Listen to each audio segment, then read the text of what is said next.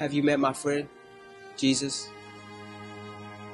Have you met my friend Jesus? Have you met my friend Jesus? Have you met my friend Jesus? Have you met my friend Jesus? Have you met my friend Jesus?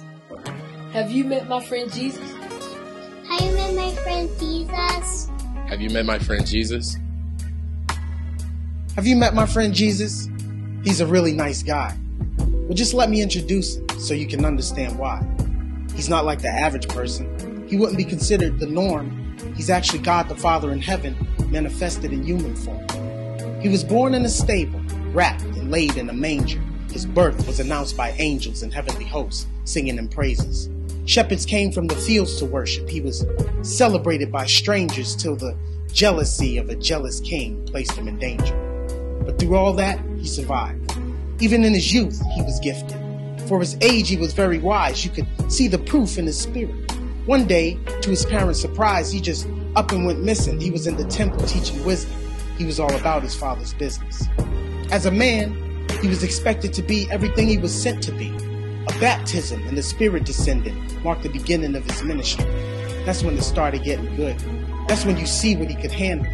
He carried out the plans of the Father, and he left us a perfect example. He was a teacher. He taught the kingdom when he was teaching. And when he spoke, he usually spoke in parables when he was speaking. But it was done deliberately, for a very specific reason, the kingdom. So those that could hear, heard, and those that had sight could see it. He was a healer. Anyone in need of healing, he healed them. He made the lame to walk. If they had leprosy, he cleaned them. Gave sight to the blind, raised the dead, and healed those sick with the fever, and he gave the gift of freedom to those people afflicted with demons. And when he ministered, multitudes would come to see him. And if anyone hungered among them, then he would definitely feed them. 2 fish and 5 loaves. A boy's lunch was all he needed. He took the food and blessed it. And then after that, he proceeded to take a piece of fish and set it on a dish, and then took a piece of bread and set it with the fish and sent his disciples with the dish in the midst of men. How can this little bit the size of a fist begin to meet the need of 5,000 citizens, men, women, and children, in groups of 10, groups of them, all grouped to him?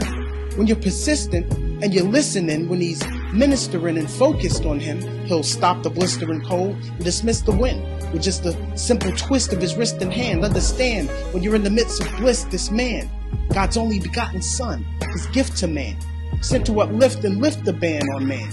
We open the gates of heaven. We admit the man. Man owes his whole existence and his resistance to the persistent wits of sin to the immaculately concepted man, born in Bethlehem, left his family to join his brethren, to anoint them, heal them, better them. There's nothing you've ever experienced that's better than him. This is the truth. It's not invented. This is what he represented. And I'm here today, I guess, more or less, to represent it. Because life is hard. Sometimes it gives us a bitter pill to swallow. But with Jesus, it's easy. You just take up your cross and follow. Have you met my friend Jesus?